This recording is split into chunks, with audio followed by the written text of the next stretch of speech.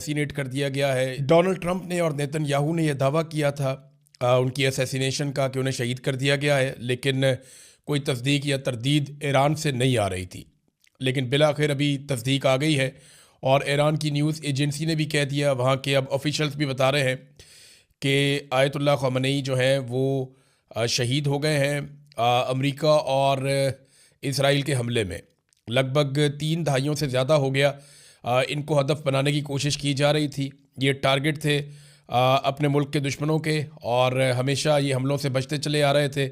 लेकिन अब Ayatollah Khamenei नहीं रहे। उनकी जो आखिरी पोस्ट है वो बड़ी पावरफुल थी और उसमें उन्होंने बनाम नामे हैदर ये उस पर लिखा था और एक तलवार है गोल्डन कलर की और अल-जुल्फ़िकार है वो हज़रत अली रज़ी अल्लाह तआला अन्हु से मंसूब तलवार, और उसके साथ मिसाइल्स हैं ईरान के जो बरस रहे हैं और बड़ी पावरफुल पिक्चर थी। और उसके साथ उन्होंने जो शेर लिखा उसका उर्दू में तर्जुमा ये है कि फ़िरौन से कह दो मूसा दरियाए नील पर आ रहे हैं और अली अपनी जुल्फ़िकार के साथ इसराइल आ रहे हैं।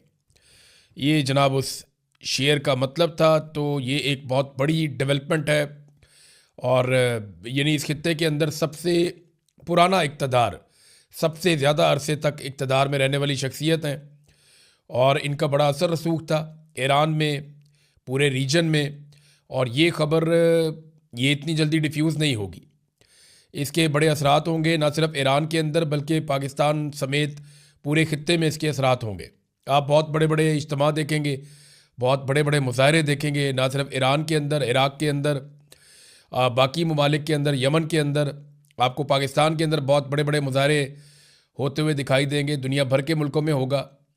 और ये क्योंकि एक रूहानी लीडर थे और ईरान को ये कंट्रोल करते थे और पूरा निज़ाम जो है वो इनके ज़रिए से चलता था। और इनका एक अपना ख़ुदकार तरीका भी है कि जानशीन कैसे मुकर्रर हो जाता है अगर कोई सुप्रीम लीडर ना रहे, उनका इंतकाल हो जाए या उनकी शहादत हो जाए। तो अब एक बहुत बड़ा इम्तिहान है ईरान के ऊपर भी कि उन्हें सब्र करना पड़ेगा और ईरान को रिटेलिएट करता रहना पड़ेगा, क्योंकि अमेरिका के पास टाइम बहुत कम है। मैं आगे चल के आपको बताता हूँ कि अमेरिकन जो हैं वो कहाँ फंस गए हैं और डोनाल्ड ट्रंप को ये सारा कुछ बहुत जल्दी जल्दी करना पड़ेगा अगर उन्हें रजीम चेंज करना है या अपने दूसरे अहदाफ हासिल करने हैं। इन अहदाफ के बारे में हम आगे चलकर बात करते हैं। लेकिन अब जो है वो ये तस्दीक हो चुकी है आयतुल्लाह ख़ामेनी की शहादत की, और ये तस्दीक की गई है पहले डोनाल्ड ट्रंप ने। उन्होंने ये कहा कि और उन्होंने बड़ा सख्त ट्वीट लिखकर ये कहा आयतुल्लाह ख़ामेनी के बारे में कि वो शहीद हो गए हैं, असैसिनेट कर दिया गया है। और उसके बाद नेतन्याहू ने भी एक ट्वीट के अंदर कहा और बाकी लोगों ने भी कहा। तो पाकिस्तान की मीडिया पे नेतन्याहू को तो दिखाया जा रहा है, इमरान खान साहब को नहीं दिखाया जा सकता। ये प्रॉब्लम तो हमारे चलते रहेंगे। ईरान के ऊपर ताबड़तोड़ हमले किए गए हैं अमेरिका की जानिब से और इसराइल की जानिब से, और लगातार ईरान के शहरों के ऊपर आग बरस रही है। चाहे पाकिस्तान का मीडिया है चाहे इंटरनेशनल मीडिया है, वो ज़्यादातर ये दिखा रहे हैं कि ईरान जो मिसाइल दाग रहा है वो कितना नुकसान पहुंचा रहे हैं और कहां कहां पे नुकसान कर रहे हैं, जबकि ईरान के अंदर जो हो रहा है उसे बहुत कम रिपोर्ट किया जा रहा है। यानी ज़्यादा मिसाइल और तबाही ईरान के अंदर हुई है, ज़्यादा एयर स्ट्राइक्स जो हैं वो ईरान के ऊपर हुई हैं। ईरान के पास तो एयरफोर्स भी नहीं है, तो बहुत बड़े पैमाने पर ईरान के ऊपर अटैक्स हुए हैं, लेकिन वो अटैक उस तरह से रिपोर्ट नहीं हुए। और ऐसा लगता है कि पाकिस्तानी मीडिया हो या आलमी मीडिया हो, उन्हें इसराइल से ज़्यादा खबरें मिल रही हैं और बाकी ममालिक से ज़्यादा खबरें मिल रही हैं, और ईरान में उनके ख़बरों के लिए सोर्सेज बहुत कम है, वहाँ से उन्हें खबरें नहीं मिल रही। ईरान में बड़े अफसोसनाक वाक़यात हुए, उनमें एक बहुत बड़ा वाक़या जो है बच्चियों के स्कूल के ऊपर जो एक हमला हुआ बड़ा खौफनाक, उसमें अब तक की इतला के मुताबिक कुछ आदाद-ओ-शुमार ये बता रहे हैं कि 100 से ज़्यादा बच्चियाँ शहीद हो गई हैं। कुछ ये कह रहे हैं कि 86 बच्चियाँ शहीद हुई हैं, कुछ 50 के करीब बता रहे हैं। लेकिन ये बहुत बड़ा और हौलनाक वाक़या है और बड़ा अफसोसनाक वाक़या है, और ये इसका जो इल्ज़ाम है वो अमेरिका और इसराइल के ऊपर आता है। डोनाल्ड ट्रंप ने और नेतन्याहू ने मिलकर ये अटैक किया है। ईरान ने बड़ी तेज़ी से हमले किए हैं बहुत सारी जगहों पे। यूएई और बहरीन के अंदर ज़्यादा अटैक किए गए हैं, सऊदी अरब में भी हुआ, उर्दन में भी हुआ, कतर में भी हुआ। इन जगहों पे जो अमरीकी अड्डे हैं वहाँ पे अटैक किया गया ईरान की जानिब से और काफ़ी मिसाइल दागे गए। लेकिन जो ज़्यादा हमला हुआ है, कुवैत के अंदर भी हमला हुआ, लेकिन ज़्यादा जो हमला हुआ वो 2 मुल्कों के अंदर। एक बहरीन में जहाँ पे अमरीकी बहरी बेड़ा मौजूद है, वहाँ पे उस एरिया में बहुत ज़्यादा अटैक हुए हैं, बहरीन के अंदर जो फैसिलिटी है अमेरिका के पास। और दूसरा यूएई में बहुत ज़्यादा अटैक हुए, और यूएई में कई बम ऐसी जगहों पे जाकर लगे हैं जहाँ पे ये कहा जा रहा था कि अमेरिकन वहाँ पे रहते हैं, यानी रिहायशी इलाकों में भी बम लगे हैं जाके। एक बहुत बड़ा होटल है, उसके जलने के मनाज़िर नज़र आ रहे थे। फिर जब ये पता चला कि यहाँ से कुछ फ़्लाइटें निकलने वाली हैं दुबई से और लोग यहाँ से निकल रहे हैं, तो फिर एयरपोर्ट के ऊपर भी ड्रोन हमला हुआ। फिर इसी तरह बहरीन में भी एयरपोर्ट के ऊपर एक ड्रोन हमला हुआ। तो ईरान जो है वो बड़ा अग्रेसिवली आया। ये एकदम ये तवक्को कोई नहीं कर रहा था कि ईरान इतना अग्रेसिवली आएगा, इतने जारहाना अंदाज में ईरान जवाब देगा, इसके बारे में कोई सोच भी नहीं सकता था। अब अमेरिका के लिए ना एक और बहुत बड़ा प्रॉब्लम पैदा हो गया। डोनाल्ड ट्रंप को इस लड़ाई को बहुत जल्दी कंक्लूड करना पड़ेगा, और ये दिखाई भी दे रहा है। डोनाल्ड ट्रंप ने एक पार्टी में शिरकत की, वहाँ से भी वीडियोज़ आई और ऐसा शो किया गया जैसे उन्हें कोई जल्दी नहीं है, कोई परेशानी नहीं है। ये विजुअल्स क्रिएट किए गए, लेकिन ये सब जानते हैं कि ये काम उन्हें बहुत जल्दी करना पड़ेगा। ईरान के साथ इस लड़ाई को तूल नहीं दिया जा सकता। देखिए, दो बड़े अहदाफ हैं डोनाल्ड ट्रंप के। पहला हदफ तो यह है कि ईरान में रजीम चेंज हो जाए, लेकिन ये रजीम चेंज वो ज़मीन पर उतरे बगैर करना चाहते हैं। यानी अगर ईरान की सरजमीन पे कोई फ़ौजी बाहर से आएंगे तो ईरान की सारी जो अवाम है वही फ़ौज बन जाएगी, वो एक बहुत बड़ी मुसीबत बन जाएंगे, और एक ऐसी दलदल में आने वाली फ़ौज फंस जाएगी जिससे वो कई दहाइयों तक नहीं निकलेगी या कई सालों तक नहीं निकलेगी। लिहाजा वो ज़मीन पर उतरे बगैर ईरान के अंदर रजीम चेंज करना चाहते हैं। क्या रज़ा पहलवी या उनके लोग इतने मकबूल हैं ईरान के अंदर? तो उसका जवाब है कि नहीं। चलें, अगर आप ये भी कहें कि आयतुल्लाह ख़ुमैनी के या उनका जो इक़्तिदार है उसके लोग बहुत सारे मुखालिफ हैं या उन्हें पसंद नहीं करते, तो दूसरी तरफ जो अमेरिकन के लोग हैं या जो इसराइल के करीबी लोग हैं, रज़ा पहलवी वगैरह जो है, उनकी भी कोई इतनी बड़ी फॉलोइंग नहीं है ईरान के अंदर। तो एक बड़ा मैस क्रिएट हो जाएगा। और अगर कुछ अहदाफ हासिल कर भी लिए गए और रजीम तब्दील ना हुआ तो अमेरिका ने फिर क्या हासिल किया? तो उन्हें बहुत जल्दी करना पड़ेगा, उनके पास वक्त कम है, क्योंकि ईरान ने आबनाए हरमज़ जो है उसको बंद कर दिया है। यहाँ से दुनिया का 20% पेट्रोल जाता है, और ये एक बहुत बड़ा झटका लगेगा पूरी दुनिया को। दूसरा, ईरान ने जिस किस्म का अटैक किया है मिडल ईस्ट के अंदर मुख्तलिफ ममालिक पे, यानी यूएई की मार्केट बहुत बुरी तरह मुतासर होगी। यूएई का जो सारा कारोबार है जिसपे वो बहुत पैसा बनाते हैं वो टूरिज़्म का है और उनका रियल एस्टेट का कारोबार है। ये अब कीमतें एकदम नीचे गिरेंगी। मंडे को अमेरिका में जब मार्केट खुलेगी और जब दोबारा पूरी दुनिया बैठेगी, शेयर ऊपर नीचे होंगे, तो पता चलेगा कि दुनिया कहाँ खड़ी है, स्टॉक मार्केट कहाँ खड़ी है। ये आपको पता चलेगा मंडे को, और इसको मसनूई तौर पे कंट्रोल करना बहुत मुश्किल होगा। ये अमेरिका की मार्केट है, तो अब मंडे वाले दिन ये पता चलेगा। आलमी सतह पे तेल की कीमतें कहाँ पे जाएंगी ये भी आपको पता चलेगा। तो इसको जल्दी कंक्लूड करना है अमेरिका ने। उसको बहुत प्रॉब्लम है कि ये रजीम चेंज अगर करना है तो ये चंद दिन के अंदर अंदर उन्हें करना है। ज़्यादा टाइम उनके पास नहीं है, ज़्यादा टाइम लगेगा तो बाकी ममालिक बीच में आएंगे। रशिया और चाइना पहले स्टेटमेंट दे चुके हैं, पाकिस्तान ने स्टेटमेंट दिया, लेकिन गोल मोल दिया, आगे चल के आपको मैं बताता हूँ। तो अमेरिका को फौरी तौर पे करना पड़ेगा जो भी करना है, वो उसमें ज़्यादा टाइम लगा नहीं सकता। तो उनको जल्दी अपने अहदाफ हासिल करने, और वो दिखाई नहीं दे रहा। ईरान को सिर्फ सब्र करना है और रिटेलिएट करते रहना है। अगर ईरान ये टाइम गुजार गया और दोबारा मुज़ाकरात की टेबल पे बैठ गए तो फिर ईरान की पोजीशन कुछ और होगी, वैसी नहीं होगी जैसी इस वक्त है। इनकी पोजीशन फिर बदल जाएगी, क्योंकि जंग के बाद जो है सूरत हाल कुछ और होती है। फिर बहुत सारे और फरीकैन भी बीच में बैठ जाते हैं, तो ईरान एक विक्टिम के तौर पे भी सामने आ सकता है। दूसरा हदफ जो अमेरिका का है वो ईरान की दिफाई सलाहियत, खास तौर पे जो उनकी मिसाइल की सलाहियत है उसको ख़त्म करना। अब चाहे वो किसी भी तरीके से करें, उनको तबाह करें, ईरान के साथ मुज़ाकरात करके करें या कुछ भी करके करें, उन्हें यह ख़त्म करना है। अब ये अहदाफ कैसे हासिल किए जा सकते हैं? ईरान अब कभी भी अपने हथियारों को नहीं छोड़ेगा, क्योंकि यही उसकी लाइफ लाइन है। ईरान को यह समझ आ गई है कि अगर ये मिसाइल भी उसके पास ना होते तो वो किसी को भी जवाब ना दे सकता। तो खित्ते के ममालिक के लिए भी अच्छी खबर नहीं है।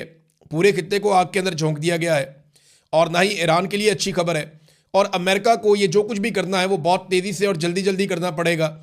और जंग के अंदर आपको पता है सही खबरें आ नहीं रही होती, तो हम कोई भी बात जो आपको करेंगे, ख़ास तौर पे बड़े वाक़यात के हवाले से, बड़ी शख्सियात के हवाले से, उनकी तस्दीक जब तक सरकारी सतह पे नहीं होगी तब तक आप कुछ नहीं कह सकते। यानी अगर ईरान के अंदर कोई बहुत बड़ी शख्सियत शहीद हो गई है तो फिर ईरान उसकी कन्फर्मेशन करेगा तो आपको पता चलेगा, और ईरान इतनी जल्दी करेगा नहीं। वो जब तक के मुतबादिल बंदोबस्त नहीं करेगा तब तक वो कोई कन्फर्मेशन नहीं देगा, ऐसा दिखाई देता है। दूसरी बात यह है कि आयतुल्लाह ख़मीनी के कुछ अजीज़, उनके एक बेटे के बारे में इत्तला आई, उनकी बहू के बारे में इत्तला आई, उनके एक दामाद के बारे में इत्तला आई कि वो शहीद हो गए, और जब कंपाउंड के ऊपर अटैक किया गया इसराइल और अमेरिका की जानिब से। नाज़रीन, थोड़ा सा पाकिस्तान की जानिब आएँ तो पाकिस्तानी वज़ीर आज़म ने कुछ ट्वीट्स किए हैं। उन्होंने बताया जी उनकी बात हुई अमीर कतर से, सऊदी अरब के वली अहद मोहम्मद बिन सलमान साहब से, शेख मोहम्मद बिन ज़ैद अल नहयान UAE के जो सरबराह हैं, हुक्मरान हैं, उनसे भी बात हुई है।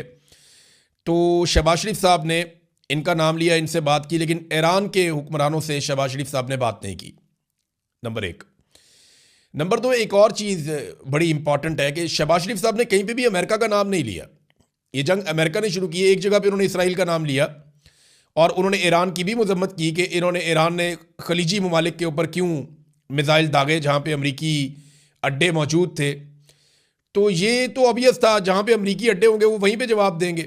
यानी अगर दो घर आमने सामने हैं, मेरे घर के ऊपर कोई पत्थर फेंकता है सामने वाले घर से और वो उनके घर के अंदर आया हुआ बंदा, तो सामने वाले से मेरे जितने मर्जी अच्छे ताल्लुकात हों, मैं उसको दो बातें ही कह सकता हूँ, या तो इसको बाहर निकालो, तो या मुझे इजाज़त दो मैं इसको मारूं। यानी मेरे पास तो तीसरा ऑप्शन ही कोई नहीं है ना, या तो इसको बाहर निकाल लें तो या मैं इसको मारूंगा। तो वो ये वाली सूरत हाल बनी हुई, मैं सादा करके आपको समझा दिया। अब यहाँ पे पाकिस्तान के वज़ीर आज़म ने एक तो ईरानी क़यादत से बातचीत नहीं की, उनके बारे में कुछ नहीं लिखा, ना ही अमेरिका के बारे में उन्होंने कुछ लिखा, और अमरीकी सदर को शहबाज शरीफ साहब सेवियर कहते हैं जनूबी एशिया का। इसके ऊपर भी मैंने एक सर्वे करवाया। ये नाज़रीन ज़रा सर्वे आप देखें, आप सर्वे देखेंगे तो आपको पता चलेगा कि पाकिस्तानी कैसे सोचते हैं और शहबाज शरीफ कैसे सोचते हैं। शहबाज शरीफ साहब ने जो कहा था, पहले मैं आपके सामने रख देता हूँ कि शहबाज शरीफ साहब ने जो कहा उसके ऊपर हमने एक सवाल करवाया अवामी सर्वे।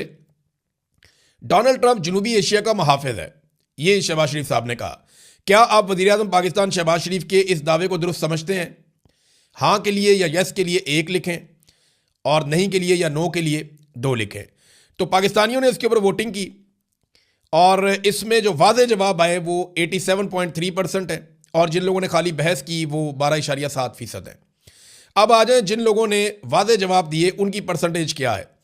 98.2%, यानी 98.2% पाकिस्तानी ये कहते हैं कि शहबाज शरीफ का बयान गलत है, यानी डोनाल्ड ट्रंप जनूबी एशिया का मुहाफ़िज़ नहीं है, सेवियर नहीं है। और 1.8% लोग शहबाज शरीफ के इस दावे के हामी हैं और वो ये कहते हैं कि डोनाल्ड ट्रंप जनूबी एशिया का मुहाफ़िज़ है।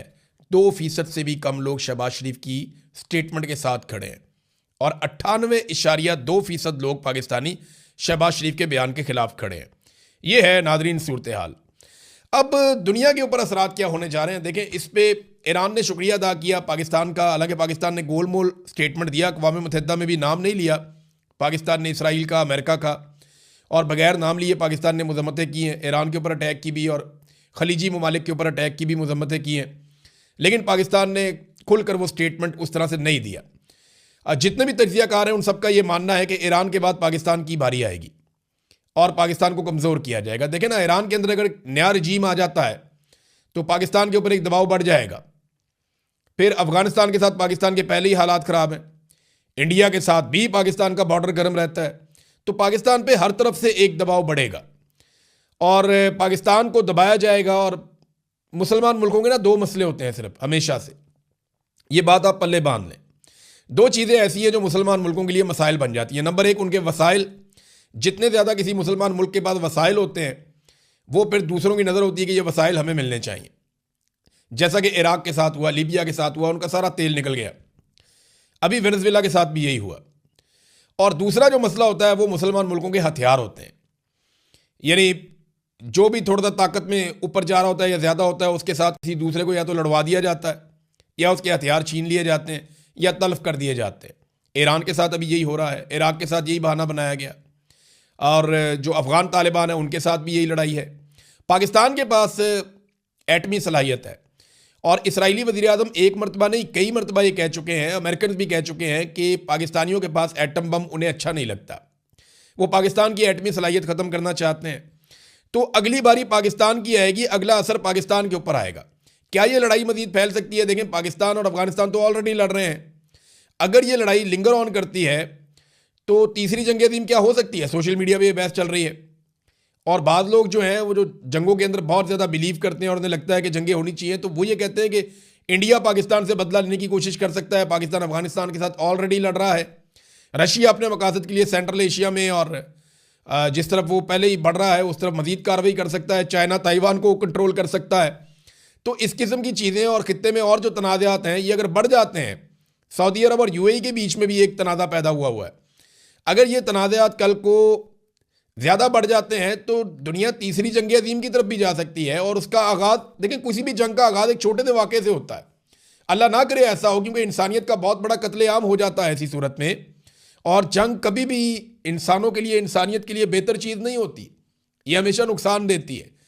तो मैं ये बात कर रहा हूँ कि इसके इम्कानात हमेशा रहते हैं, लिहाजा जितने बड़े ममालिक और लीडर होते हैं उनको उतनी ज़्यादा रिस्पॉन्सिबिलिटी का सबूत देना होता है। नाज़रीन, अमेरिका के जो न्यूयॉर्क के मेयर हैं ज़हरान ममदानी, इन्होंने ईरान पर फौजी हमले पर यह कहा कि यह गैर कानूनी और जारहाना अमल है, ये तबाहकुन शिद्दत इख्तियार कर सकता है। शहरों पर बमबारी, शहरियों की हलाकतें, ये नया जंगी महाज खोलना अमरीकी अवाम ये नहीं चाहते।